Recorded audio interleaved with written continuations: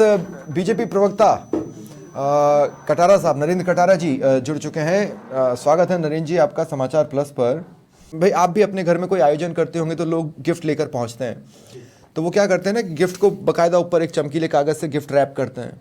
फिर आप जिस दिन उसको बैठ के देखते हैं कि डब्बा तो बड़ा है, आपने कवर हटाया, फिर आप जब डब्बा खुलता है तो उसमें से पता चलता है कि क्या निकलेगा। मैं किसी के प्रेम को कम ज़्यादा में नहीं आंक रहा हूँ, लेकिन उसके बाद ही ये पता चलता है कि किसी ने मजाक में खाली डब्बा तो नहीं दे दिया। आशा रहती है, आशा है ना। अब मेरी बात समझ रहे हैं। अभी क्या है कि आपने जो घोषणा की है वो यही है, वो गिफ्ट रैप ही अभी खुला है, गिफ्ट अभी नहीं खुला है।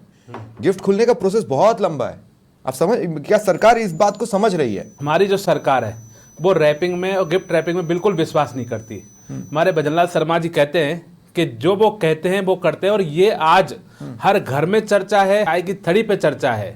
आज का अखबार सारे परिवारों में सुर्खियां बना हुआ है, और आपके टीवी पे जो डिबेट हो रही है वो भी एक सुर्खियों का ही हिस्सा है कि सब लोग चर्चा कर रहे हैं। सुबह ही मैं यहाँ पे लाल कोठी में बैठा था चाय की दुकान पे, तो वह अखबार खोल के उन्होंने देखा कि देखो ये अखबारों में जहां पूरे के पूरे पृष्ठ पेपर लीक से भरे हुए आते हैं, आज वैकेंसी से भरा हुआ है। ठीक है, एक समय लगता है, थोड़ी प्रक्रिया रहती है, जटिलताएं रहती हैं, क्योंकि इतनी सारी संख्या है। लेकिन अगर आप उस दौरान चाय की थड़ी पर चर्चा में शामिल होते तो आपको और भी बहुत सी बातें पता चलती। नरेंद्र भाई, मैं बता रहा हूँ, मैं मानसरोवर में चाय की दुकान पर था, किसी ने बताई लो फिर एक विज्ञप्ति आ गई। ये भी तो एक रिएक्शन होता है ना। आप समझ रहे हैं इस बात को? और अच्छा, अधिकतर लोग तो ये कह रहे हैं कि ये जो 67,000 प्लस जो पद भरे जा रहे हैं उसमें से मैक्सिमम तो चतुर्थ श्रेणी के ही भरे जा रहे हैं सीधी भर्ती से, और तो कुछ ऐसा कोई बहुत बड़ा पिटारा तो नहीं खुला है। 11 विभाग तो बस उस स्थिति में है कि हम अपनी मौजूदगी दर्ज करा ले, 2 या 3 जिसमें 2000 के पार, बाकी सब में तो 500, एक में तो 13, इस तरह की भी भर्तियां हैं।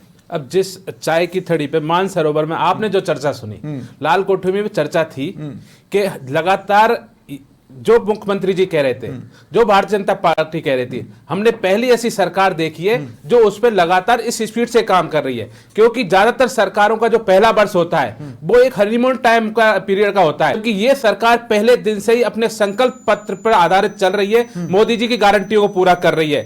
आप देखो कि इस साल में एक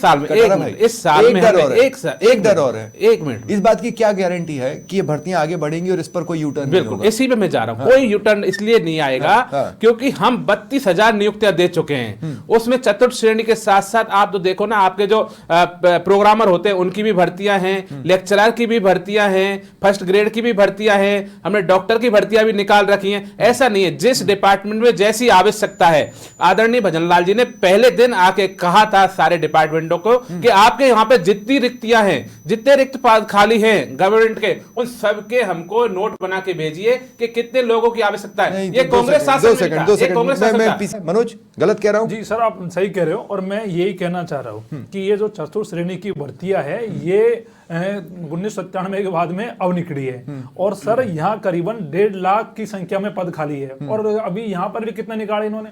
52,000 से ज्यादा और निकाल सकते थे, लेकिन नहीं निकाले। नहीं, लेकिन 1/3 तो कंप्लीट किया ना, 1/3 तो कंप्लीट किया। खाली पड़े ना, तो आपको पद भरने चाहिए ना। इन्होंने अभी कहा कटारा जी ने कि मुख्यमंत्री जी ने जो रिक्तियां थी, जो जिन विभागों में पद खाली थे, उनकी सूचना मंगवाई। सूचना साहब चतुर्थ श्रेणी के विभाग में ये है कि 1.5 लाख पद खाली है, आप भर्ती कराइए। लेकिन चलो ठीक है, कुछ इन्होंने शुरुआत करी है, एक साल में कुछ करने का प्रयास किया है, तो हम उस चीज को लेकर ये नहीं कहेंगे कुछ नहीं कर रहे, चलो कुछ कर रहे हैं। लेकिन सर मैं ये कहना चाह रहा हूँ, कटारा जी बैठे हैं कि आप पता नहीं चाहे कौन सी थड़ी पे गए, वो मुझे नहीं पता, मेरे साथ चलना थड़ियों पे, मैं युवाओं के साथ ज्यादा बैठता हूँ।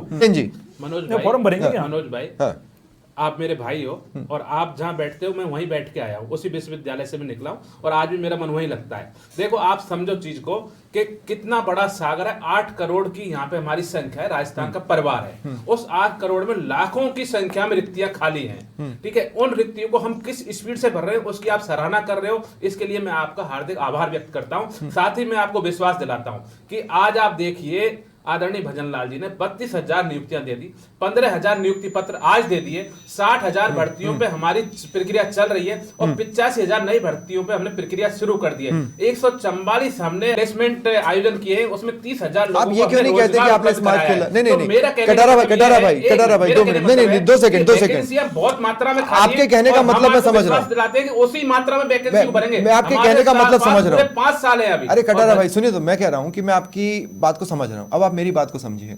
मैं कह रहा हूं कि नरेंद्र कटारा खुलकर ये क्यों नहीं कह रहे कि सरकार ने स्मार्ट खेला है। स्मार्ट कैसे खेला है मैं आपको बता देता हूं।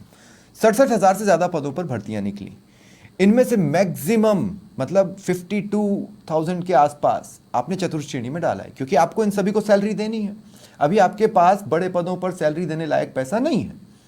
अभी आप चतुर्थ श्रेणी से चालू कर रहे हैं कि कम से कम हम ये दिखा दें कि हम आगे की तैयारी कर रहे हैं। मैं आपसे कह रहा हूं, आप ये खुलकर क्यों नहीं कहते कि हम स्मार्ट खेल रहे हैं? मैं कह रहा हूं कि 1200 से ज्यादा भर्तियां निकली। डॉक्टर की तनख्वाह क्या मानते हो आप? जैसी जहां आवश्यकता है प्राथमिक रूप से हम बढ़ रहे हैं और प्राथमिक रूप से अब आप भर्तियां जो चतुर्थ श्रेणी मान रहे हो, स्कूलों में चतुर्थ श्रेणी वाले लोग नहीं है। सुनो, एक अध्यापक क्या क्या काम आके करे, आपने कुछ समय पहले घटना सुनी है। अरे भाई वहां टीचर ही नहीं है। हाँ, हम टीचर भी लाएंगे, चतुर्थ श्रेणी भी लाएंगे, हम लेक्चरर। चतुर्थ श्रेणी वाला क्या करेगा? आप चतुर्थ श्रेणी को जिम्मेदारी दे दोगे क्या? हम डॉक्टर भी लाएंगे। आप चतुर्थ श्रेणी को क्या जिम्मेदारी देने वाले हो स्कूल में? समय हमारे पास खूब है भाई। मैं आपको एक बात बता, नहीं, तो फिर मुझे लग रहा है एक बेसिक पॉइंट भटक जाएगा। मैं आपको एक बात बताता हूं, कोई लाइब्रेरियन है, वो कंप्यूटर की पढ़ाई करवा रहा है। क्यों करवा रहा है? क्योंकि अभी उसे सरकार ने कह दिया कि भाई तू कंप्यूटर पढ़ा ले। कल को चतुर्थ श्रेणी कर्मचारी वहां पर हो जाएंगे, आप हो सकता है आप उनसे भी ओवर एक्सपेक्ट करने लगे। इस बात की कोई गारंटी नहीं है ना। जरूरत यह है कि स्कूल चतुर्थ श्रेणी कर्मचारियों से नहीं जाना चाहता, वो शिक्षकों से और वहां पढ़ने वाले बच्चों से जाना चाहता है। प्रायोरिटी क्या रही? आपकी प्रायोरिटी रही चतुर्थ श्रेणी को भरना। प्रायोरिटी ये होनी चाहिए थी कि हमारी प्रायोरिटी डॉक्टर। ठीक है। मेरे साथ कांग्रेस प्रवक्ता अनुश्री भी जुड़ चुकी है और साथ ही संतराम सिंह जी शिक्षाविद हैं। मैं आप दोनों का भी स्वागत करता हूं समाचार प्लस पर। संतराम जी, आपके पास मैं इस सवाल के साथ आ रहा हूं। एक मेजर पैटर्न जो मैं इस टोटल भर्तियों में देख रहा हूं वो यही देख रहा हूं कि हालांकि कटारा जी मान नहीं रहे, लेकिन स्मार्ट खेला है गवर्नमेंट ने। स्मार्ट इस तरीके से खेला है कि अभी पहले जिसमें कम सैलरी देना पड़े, जिस पे सरकारी खजाने पर बोझ ना आए, उसकी अधिकता कर ली जाए, फिर समय के साथ सरकारी खजाने को बढ़ाने की कोशिश करें और उसके बाद अगर चांसेस बनते हैं, अब इन्होंने कहा ही है ना कि हम तो हर साल इतनी इतनी देंगे, तो और भर्तियां निकालेंगे। अभी कम से कम 3-4 महीने के लिए, 5 महीने के लिए लोगों को शांत बिठा दिया है। सर देखो, सरकारें आती रहती हैं, जाती रहती हैं, लेकिन बेसिक जो मूल मुद्दा जो है बेरोजगारों की बात की जाए तो उनके लिए एक थोड़ी सी राहत जरूर दी है सरकार ने। हम ये कह सकते हैं कि अभी जो युवाओं के अंदर जो एक उन चीजों को लेकर आक्रोश था कि एग्जाम नहीं है, प्रोसेस नहीं है, भर्ती कब होगी, कैसे होगा, टाइम टेबल दे रखा है लेकिन उसकी विज्ञप्ति जारी नहीं कर पा रहे, उसमें थोड़ा सा जरूर युवाओं को जो है शांति जरूर मिलेगी। बड़ी वैकेंसी दी है, इससे युवाओं को राहत जरूर मिलेगी और आगामी जो 4 वर्ष है उनमें भी ये प्रतीक्षा रहेगी कि सरकार जो है युवाओं के लिए और क्या क्या प्रोग्राम चालू करती है। ठीक है, आगे बढ़ने से पहले मैं अनुश्री के पास जाऊंगा। उससे पहले नरेंद्र जी मुझे हाँ या ना में थोड़ा सा बताइए, वो जो महिलाओं के लिए वो जो 50% की बात थी, वो इन सब में भी लागू होने वाली है या वो तो अलग ही केस है? पहले में तो मेरे मित्र जो बैठे हैं बेरोजगार संघ से, मीणा जी और संतराम जी और आपका भी मैं धन्यवाद देता हूं कि आप एक छोटे छोटे एक पॉजिटिव नेचर में आ रहे हैं, मतलब पॉजिटिव स्वभाव में और पॉजिटिव चीजों में कि सरकार कर रही है और धीरे धीरे उस चीजों पे आ रही है। और मैं इसी के लिए आपसे आगे बढ़ रहा हूं कि हम लोगों ने पहले वर्ष में अभी उन्होंने कहा वोट बैंक की बात है, हमारा कोई चुनाव नहीं है अगले 4-5 साल तक, बिल्कुल भी हमें वोट बैंक की बिल्कुल भी चिंता नहीं है। हम जो काम कर रहे हैं जनता के कल्याण के लिए कर रहे हैं, राजस्थान को परिवार मान के चल रहे हैं। हमारा जो संकल्प पत्र था भारतीय जनता पार्टी का, मोदी जी की गारंटी थी, उनको भजनलाल जी धरातल पर उतार रहे हैं, उसी के लिए हम काम कर रहे हैं। ये आज के सिलेबस से हम थोड़ा बाहर जा रहे हैं। आपने पूछा महिलाओं के लिए, देखो जो सरकार कह रही है जहां जहां आरक्षण होना है, शिक्षा में होना है या किसी और में होना है, उस नीति के तहत बिल्कुल होगा, कहीं कोई भी उलटफेर नहीं है। ठीक है अनुश्री, विपक्ष के तौर पर कितना वेलकम स्टेप, इसमें कोई दो राय नहीं है कि जरूरत तो ऐसा है कि सुरसा के मुंह की तरह फैली हुई है। अब उसमें हनुमान जी अपना आकार छोटा कर अंदर जाकर बाहर आने में सफल रहे या क्या हुआ है अनुश्री आपके हिसाब से? देखिए स्वप्निल जी, पहली बात तो कि नरेंद्र भाई जो बात कर रहे थे कि पहले साल में, तो मैं पहला साल तो इनका निकल चुका है, कब जो मैं बता दूं, और दूसरा ये स्टार्ट कर रहे हैं, तो पहला साल तो भारतीय जनता पार्टी की सरकार को निकल चुका है। कब निकला? बात ये कि इन्होंने 1 साल तो हो चुका है भारतीय जनता पार्टी की सरकार को। पर लेकिन आप तो बजट की घोषणा से 1 साल गिनेंगी ना, ये घोषणा तो बजट की थी। खैर ठीक है, चलिए हाँ ओके सर, चलिए ठीक है, उनके आने के समय से आप गिन रही हैं, ओके हाँ बिल्कुल बिल्कुल वही बात मैं कह रही हूँ आपको। इसके अलावा जो इन्होंने भर्तियां निकाली है अच्छी बात है, लेकिन इसमें कई भर्तियां ऐसी है जिनकी घोषणा जो हमारे टाइम पे थी, हमारी सरकार के टाइम पे थी, उनकी प्रक्रिया तब भी पूरी हो चुकी थी। आज इन्होंने लाखों भर्तियां युवाओं को देने का वादा किया। अनुश्री आधी अधूरी बात नहीं करेंगे, कौन कौन सी भर्तियां थी जिसकी प्रक्रिया आपके टाइम पे पूरी हो गई थी? उसकी लिस्ट तो मेरे पास नहीं है, वो मैं आपको बाद में दे दूंगी। लेकिन जिस तरीके से इन्होंने लाखों भर्तियां देने का वादा किया था, तो वो चीजें तो अभी धरातल पे उतरी नहीं है। और अभी जिस तरीके से डिबेट में बात चल रही थी कि सिर्फ 4th ग्रेड में क्यों, अदर ग्रेड्स में क्यों नहीं, हाँ, तो काफी सारी चीजें जो मुझे एक सवाल पर फिर ला रहा है अनुश्री, मैं ये पूछना चाहता हूं कि सरकार का पहले साल में 1 लाख नौकरियों का वादा था, बिल्कुल था 60, और बजट घोषणा में 70,000 का वादा था, जिसमें से 67 की अभी घोषणा हुई, और उसके अलावा जो घोषणाएं हुई हैं उसको मिलाकर 1 लाख के आसपास आंकड़ा बैठ रहा है। जी, निश्चित तौर पे सुनील जी बैठ। तो हम ओवर क्रिटिसाइज कर रहे हैं गवर्नमेंट को, या हम अप्रिशिएट नहीं कर रहे हैं, हम क्या कर रहे हैं?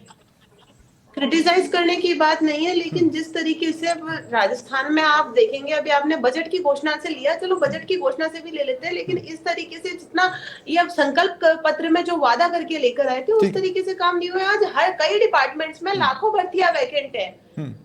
अच्छा, ठीक है, किस तरीके से ये सरकार काम कर रही है, वो भी चीज देखने की जरूरत है। नरेंद्र कटारा जी, जब अखबार पढ़ने वाले लोगों के लिए ये कहते हैं, जो रोज अखबार में पेपर लीक के बारे में पढ़ रहे थे, मुझे खुशी इस बात की है कि बेरोजगारों ने आज पेपर लीक की बात नहीं उठाई। मनोज मीणा जी, क्यों? ये भी तो एक इतिहास की भूल है जिसकी सीख हमें अभी भी लेनी चाहिए। क्या आपको लगता है कि बाकी फ्रंट्स को कवर कर लिया गया है? जबकि मेरे हिसाब से तो चैलेंज यही है कि इन भर्तियों को धरातल पर लाने के लिए पेपर होंगे, वहां पर पहला स्टेप। उसके बाद अगर जो आरक्षण की सारी बातें चल रही हैं उस पर भी क्लैरिटी शायद इन्हीं भर्तियों से आ पाएगी। मैं भी इंतजार कर रहा हूं उस पल का। देखो सर, ऐसा है, पेपर लीक राजस्थान में एक बेरोजगार युवाओं के लिए कैंसर की तरह फैला हुआ है, इसे बिल्कुल मना नहीं किया जा सकता। और ये एक बड़ा चैलेंज सरकार के लिए रहेगा, इसमें कोई दो राय नहीं है कि पेपर कैसे ईमानदारी से हो, कैसे पारदर्शिता के साथ में हो। और अगर सरकार नहीं करा पाती, सरकार फेल रहेगी पूरी तरह। लेकिन जो ये भर्तियां इन्होंने निकाली, इनके लिए हम इनको बधाई दे रहे हैं, इसमें कोई डाउट नहीं है। लेकिन ये भी बताया कि भजन लाल जी के पीरियड से पहले भर्तियां पूरी हो पाएंगी या नहीं हो पाएंगी।